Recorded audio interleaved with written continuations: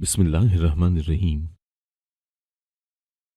ये मंजर इकबाल नगर गांव का है, जहां एक कच्चे घर में मिट्टी के सहन में 20 साल लड़की नाक मुंह पर कपड़ा डाले झाड़ू दे रही थी। तकरीबन 11 बजे का वक्त था। एक तरफ बने तंदूर में उसकी माँ रोटियां लगा रही थी। तभी उसने माँ से कहा, अम्मा, शाम के लिए भी एक ही मरतबा रोटियां लगा देना। तुझे तो पता है ना, रात को ये गिरी लकड़ियां मुझसे चूल्हे में नहीं चलती और ना ही मुझसे रोटी पकती है। तू अभी रोटी पका दे। मैंने सब्जी भी काफ़ी बना ली है, रात को भी चल जाएगी।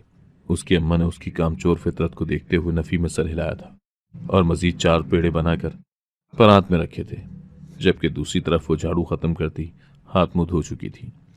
दोनों माँ बेटी ने खाना खाया और उसके बाद उसकी माँ कैलुला करने की खातिर कमरे में बिछी चारपाई पर आकर लेट गई थी। जब उसे न जाने क्या सूझी कि वो माँ के कमरे में आई और माँ से कहने लगी, अम्मा, मैं ज़रा बाहर जा रही हूँ, खेतों से छलिया तोड़ कर ले आऊं। उसकी माँ ने उसे हैरत से देखा था, फिर बोली, चुपचाप घर में बैठो। ये कौन सा वक्त है छलियां तोड़ कर लाने का? बाहर देखा है धूप क्या कर रही है? इस वक्त घर से बाहर नहीं निकलते। मैंने तुम्हें पहले भी कितनी मर्तबा मना किया है, शाम को जाना और जाकर तोड़ लाना। उसकी माँ उसे कहते साथ ही रुख मोड़ गई थी, जबकि वो एक मर्तबा फिर से माँ के सामने आई थी। अम्मा, तुझे तो पता है ना, शाम को पढ़ने वाले बच्चे आ जाते हैं, फिर मुझे कहाँ फुर्सत मिलती है। मुझे अभी जाने दो ना, मैं बस 5 मिनट में यूं जाऊंगी और यूं वापस आ जाऊंगी। प्लीज़ अम्मा, मुझे जाने देना, प्लीज़ प्लीज़। वह बाकायदा हाथ पकड़कर माँ की मिन्नतें करने लगी थी, जिस पर माँ ने उसे जान छुड़ाने वाले अंदाज में इजाज़त दे दी थी।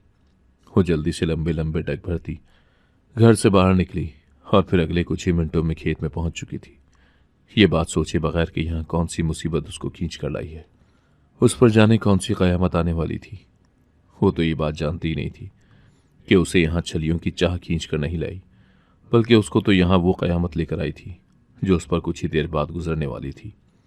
वो तो हर चीज़ से बेखबर उस खेत से छलियाँ तोड़कर अपनी चादर में डालनी शुरू कर चुकी थी। अभी उसने सिर्फ 2 ही छलियाँ तोड़ी थी कि जब उसको पीछे कुछ आहट सी महसूस हुई। इससे पहले कि वो मुड़कर देखती, किसी ने उसके मुंह पर क्लोरोफार्म लगा रुमाल रखा और अगले ही पल उसे अपनी आंखों के सामने सारे मंजर लहराते हुए दिखाई दिए। उसने अपने आप को छुड़वाने की बेहद कोशिश की, लेकिन बेहोशी की दवा अपना असर कर गई थी। कुछ ही देर के बाद वो होशो खुद से बेगाना होकर मुखालिफ की बाहों में झूल गई थी। फिर उसे बेहोशी की हालत में कहाँ ले जाया गया, उसके साथ क्या किया गया, उसे कोई खबर न हुई। दोबारा जब उसकी आंख खुली तो उसने खुद को उसी जगह, उसी खेत में मौजूद पाया जहां वो बेहोश हुई थी। मगर उस वक्त जो उसकी हालत थी, एक पल को तो वो चीखी पड़ी थी। वो इंतहाई काबिल रहम हालत में थी। जो कोई भी था उसकी इज्जत लूट कर जा चुका था। उसने अपने इर्द गिर्द नजरें दौड़ाई, जहां एक तरफ पड़े छल्ली के पत्ते पर लिखी तहरीर पर उसकी नज़र पड़ी, जिसको पढ़कर वो बहुत हैरान हुई थी। उसकी चीख सुनकर आसपास के गांव वाले उस तक पहुंच चुके थे। औरतों ने आगे बढ़कर उस पर अपनी चादरें फैलाई थी। कुछ ही देर बाद उसको घर पहुंचा दिया गया था। उसकी माँ उसको देखते ही सीना पीट पीट कर रोने लगी थी। सब लोग उसकी माँ से इजहार अफसोस और हमदर्दी के 2 बोल बोलकर अपने अपने घरों को लौट गए थे, क्योंकि उनको अब अपनी इज्जतों की भी तो हिफाजत करनी थी ना। सबके जाने पर उसने वो छल्ली का पत्ता अपनी माँ को दिखाया, जिस पर लिखा हुआ था, मुझे माफ़ कर दो, मैं मजबूर था। जिसे देखकर उसकी माँ और वो दोनों सोच में पड़ गई थी कि ऐसा कौन हो सकता है जिसने इतनी घटिया हरकत की थी, और फिर साथ ही साथ माफ़ी के लिए भी कह गया था। मगर उन माँ बेटी का उसको माफ़ करने का कोई इरादा न था।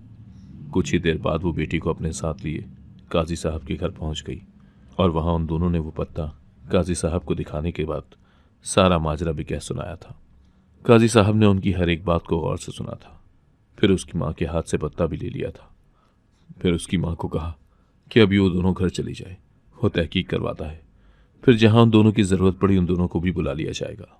वो दोनों वहां से वापस घर आ गई थी। कोई थोड़ी थोड़ी देर बाद आकर हाल पूछ रहा था और इज़हार अफसोस करता जा रहा था।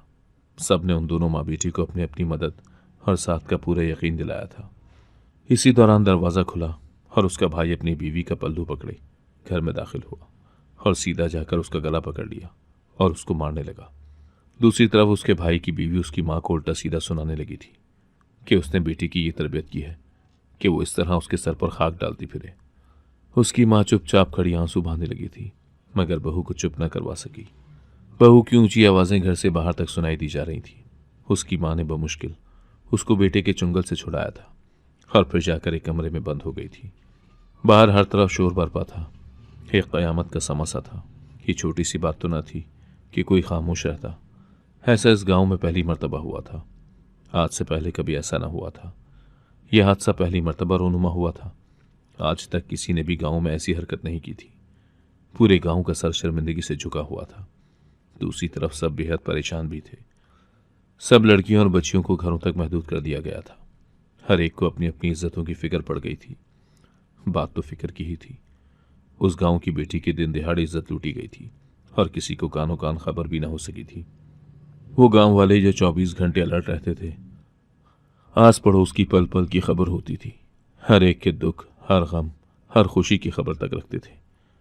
आज के दिन वो सब के सब बेखबर रहे थे। ऐसा कैसे हो सकता था? कोई तो ऐसी बात थी जो सब छुपा रहे थे। कोई भी मानने को तैयार न था कि किसी ने उसके साथ होने वाला हादसा देखा था या किसी को इस बारे में खबर थी। उस वक्त तो तमाम गांव वाले मुंह सिए बैठे थे, ऐसे जैसे सबने मुंह में दही जमा लिया हो। ऐसे में वो दोनों माँ बेटी एक दूसरे के गले लगी मुसलसल रोए जा रही थी। काश कि उनका कोई मुहाफिज होता तो आज उनके साथ ये ना हुआ होता। मगर उसके सर पर ना बाप का साया था और ना ही भाइयों के मजबूत बाजुओं का हिसार, जिनमें वो खुद को महफूज तस्वुर करती। उसका तो माँ के अलावा इस दुनिया में कोई था ही नहीं। शायद यही वजह थी कि आज उसके साथ ये सब कुछ हुआ था। उसकी माँ भी अपने लखते जिगर को लुटे पिटे हाल में देखकर अपना कलेजा फटता हुआ महसूस कर रही थी। काफी देर रो लेने के बाद उसने बेटी को उठाया था। उसे ही अब अपनी बेटी की हिम्मत बनना था। उसने बेटी को हाथ मुंह धोने भेजा था। तभी दरवाजे पर दस्तक हुई। उसने बमुश्किल खुद को संभालते हुए जाकर दरवाज़ा खोला तो सामने काजी साहब का शागिर्द मुअद्दिब से अंदाज में नजरें झुकाए खड़ा था। दरवाज़ा खुलने पर भी उसने नज़र उठाकर नहीं देखा था।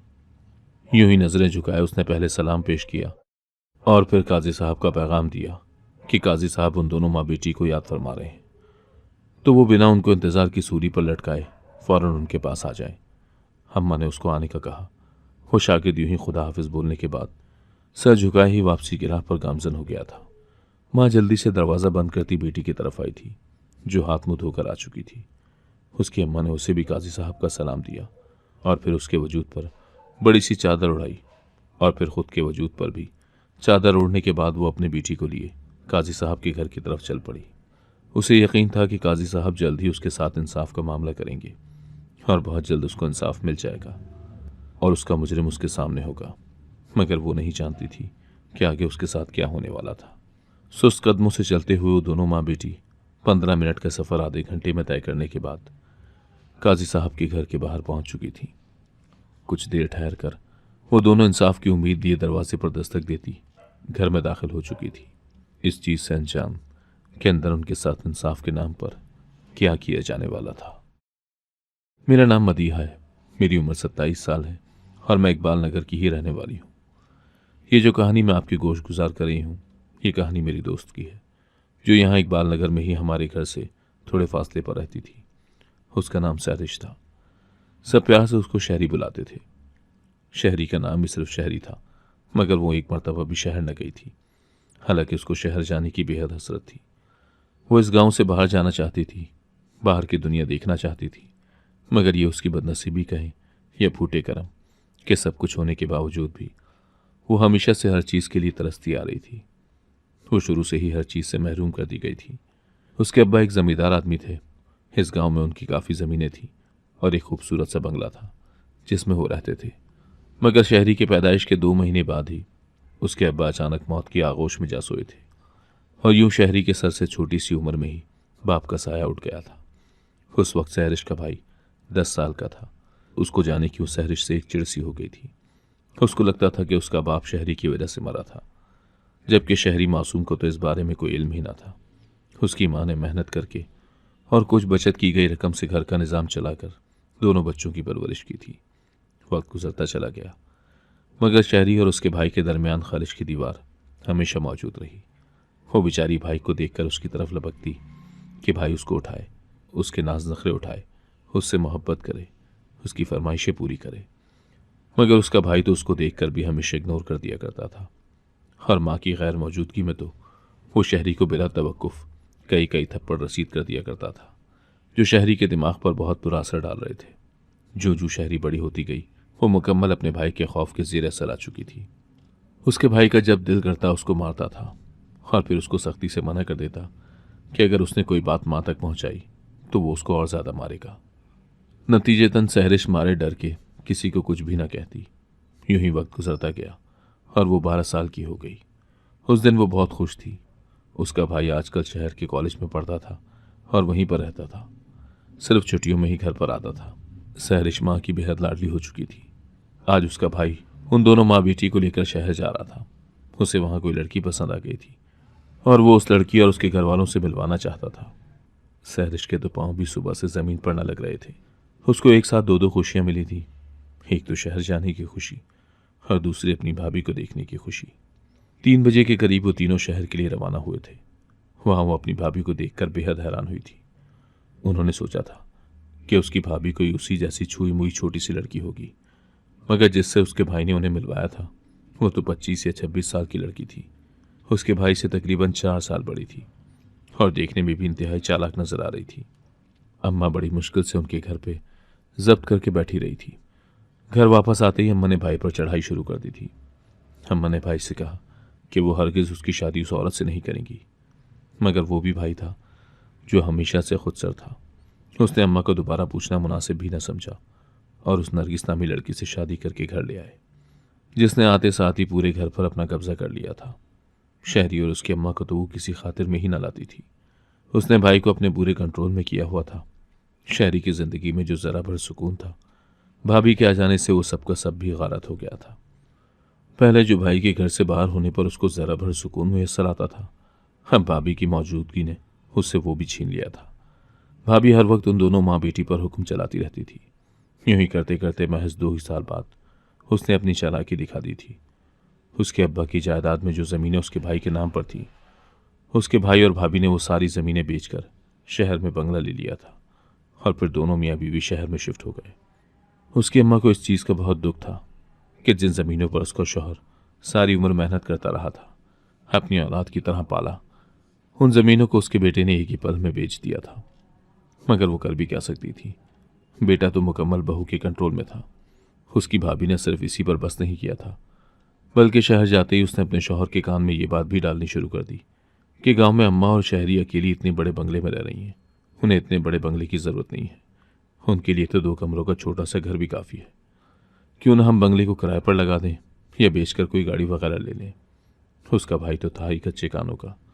फौरन ही बीवी की ताबेदारी करते हुए बंगले के करीब ही छोटे से 3 कमरों के घर का ढांचा खड़ा किया और फिर उसे प्लस्तर करवाने की जहमत भी महसूस न की।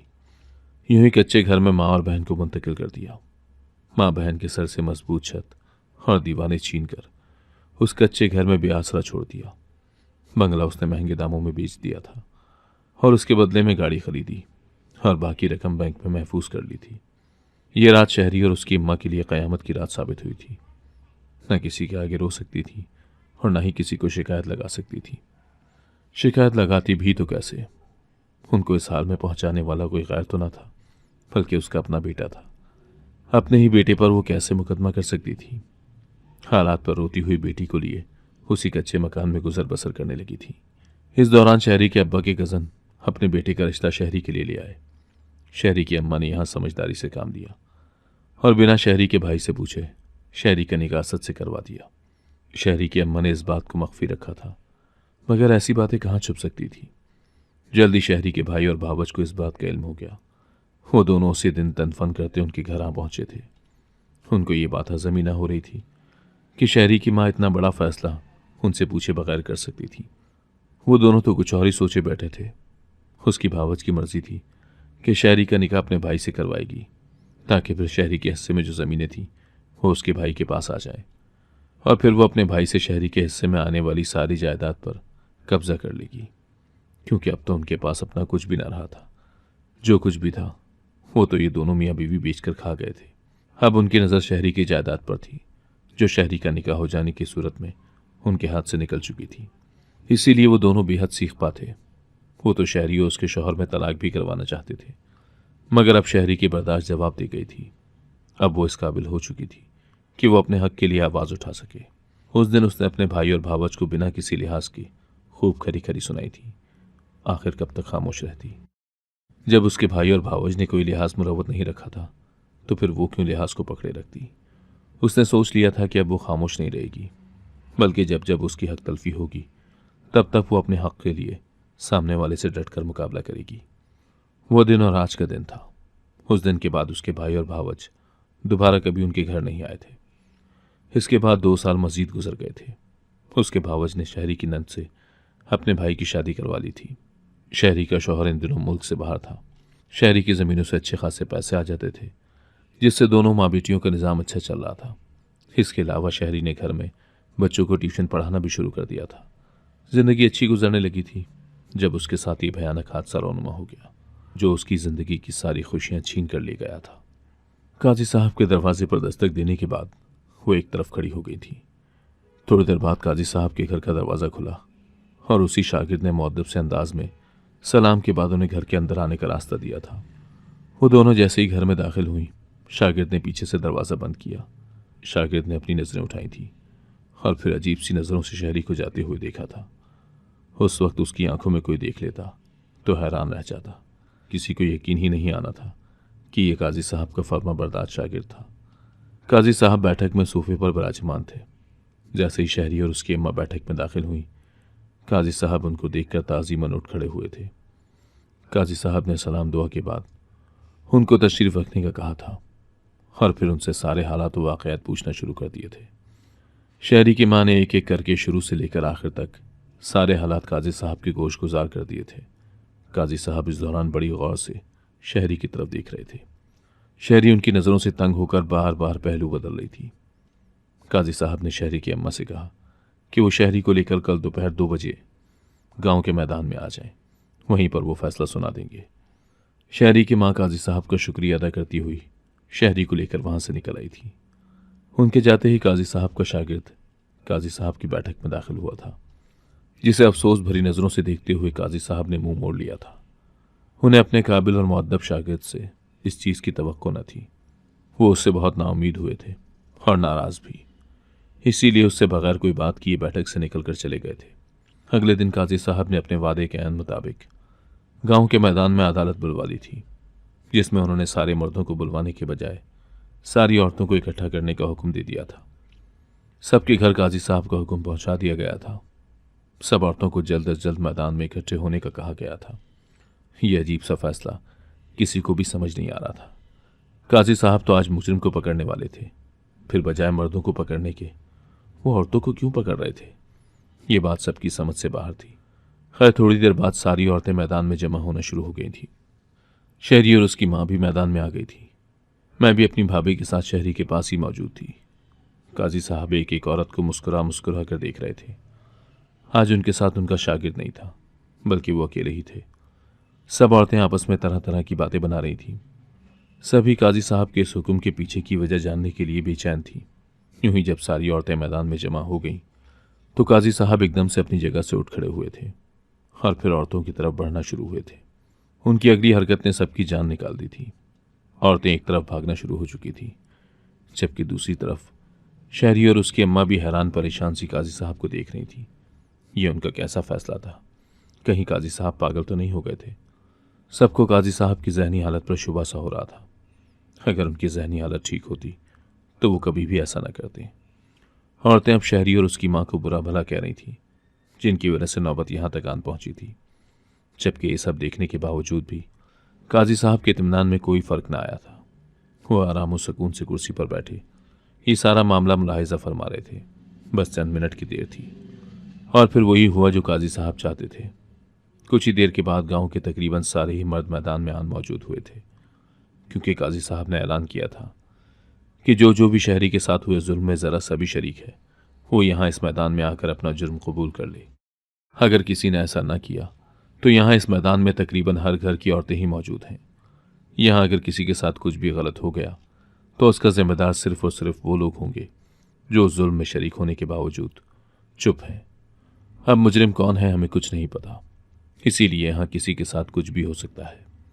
ऐलान करने के बाद काजी साहब जाकर अपनी सीट पर बैठ गए थे। इस ऐलान का मकसद सिर्फ और सिर्फ गांव के हर एक मर्द को मैदान तक लाना था, क्योंकि काजी साहब जानते थे कि अगर उन्होंने यूं किसी भी मर्द को शक के दायरे में लाकर उससे बात करने की कोशिश की तो मुमकिन है कि वो हत्थे से ही उखड़ जाए, क्योंकि मर्द की अना ये बात किसी तौर गवारा नहीं करती।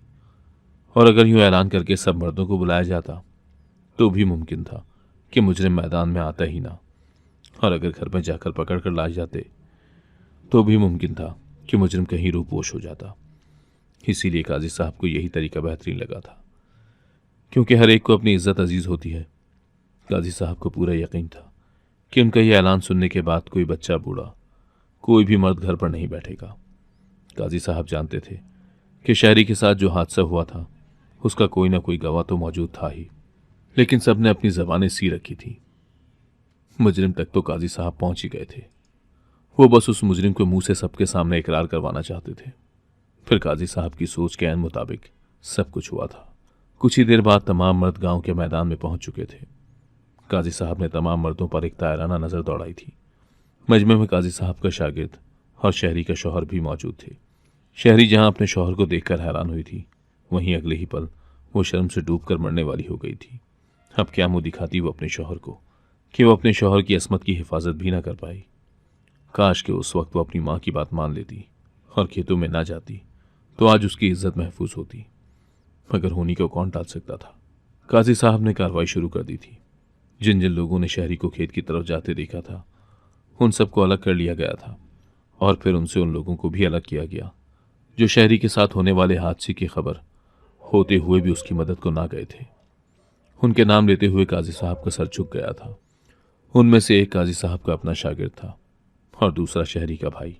फिर काजी साहब ने बुलंद आवाज में शहरी के मुजरिम का नाम पुकारा, जिसे सुनकर शहरी की मां ने बेयकीनी से काजी साहब की तरफ देखा था, जबकि शहरी की हालत तो ऐसी थी जैसे बदन में जान ही न रही हो। उसको तो यकीन ही नहीं आ रहा था कि उसे क्या, बल्कि वहां मौजूद किसी को भी यकीन नहीं आ रहा था कि शहरी के साथ ये जुल्म करने वाला कोई और नहीं बल्कि शहरी का अपना शौहर असद था, जिसने शहरी की भाभी के दबाव में आकर शहरी के साथ ये जुल्म किया था। दरअसल शहरी की भाभी ने शहरी के शौहर को मजबूर किया था कि अगर उसने उसकी बात नहीं मानी तो वो उसकी बहन को कोठे पर भेज देंगी। अपनी बहन की इज्जत के खातिर असद मजबूर हो गया और बहन को बचाने के लिए बीवी की इज्जत का लुटेरा बन गया। अब तो शहरी का भाई भी बेयकीनी से असद की तरफ देख रहा था। तभी उसने एकदम आगे बढ़ते अपनी बीवी को खींचकर पैर दर पे कई थप्पड़ रसीद कर दिए थे। शहरी का भाई इतना तो जानता था कि उसकी बीवी उसकी बहन की जायदाद को लेने के लिए डराने धमकाने वाली थी, मगर वो ये नहीं जानता था कि उसकी बीवी इतनी घटिया साबित हो सकती थी। इससे पहले कि कोई और कुछ कहता, एक तरफ से शहरी की नन निकल कर आई और रोते हुए शहरी के कदमों में गिर गई कि उसके भाई को माफ कर दिया जाए। ये सब उसने सिर्फ उसको बचाने के लिए किया है, और अगर एक तरह से देखा जाए तो सहरिश के साथ इतना कुछ गलत नहीं हुआ। भले ये तरीका गलत था, मगर उन दोनों के दरमियान एक हलाल रिश्ता था। इसीलिए शहरी के सब ससुराल वालों का कहना था कि वह असद को माफ करके उसके साथ रुखसत होकर उसके घर चली जाए, मगर शहरी ने कोई जवाब नहीं दिया। तब काजी साहब ने शहरी के सर पर हाथ रखा और उससे उसकी मर्जी पूछी, तो शहरी ने कहा वो नहीं जानती कि उसे असद को माफ करना चाहिए या नहीं, मगर वो इतना ज़रूर जानती है कि वो किसी ऐसे शख्स के साथ ज़िंदगी नहीं गुजार सकती जो किसी भी वजह से किसी के भी हाथों मजबूर हो सकता है। अगर असद आज मजबूर हुआ है तो वह आइंदा भी हो सकता है। इसीलिए शहरी ने असद से फौरी आज़ादी का मुतालबा कर दिया था। इस मामले में शहरी ने किसी की एक न सुनी थी और मजबूरन असद को शहरी को तलाक देना पड़ी। काजी साहब ने सहरिश की इद्दत ख़त्म होने का इंतज़ार किया और फिर इद्दत ख़त्म होते ही वो सहरिश को अपने शागिर्द से ब्याह कर ले आए, जो शुरू से ही सहरिश की मोहब्बत में गिरफ्तार था। मगर जब उसको इल्म हुआ कि वो निकाहशुदा है तो उसकी ज़िंदगी से निकल गया था। उस दिन भी उसने असद को शहरी को ले जाते हुए देखा था, मगर वो यही समझा कि उसका शौहर उसे लिए कहीं जा रहा है।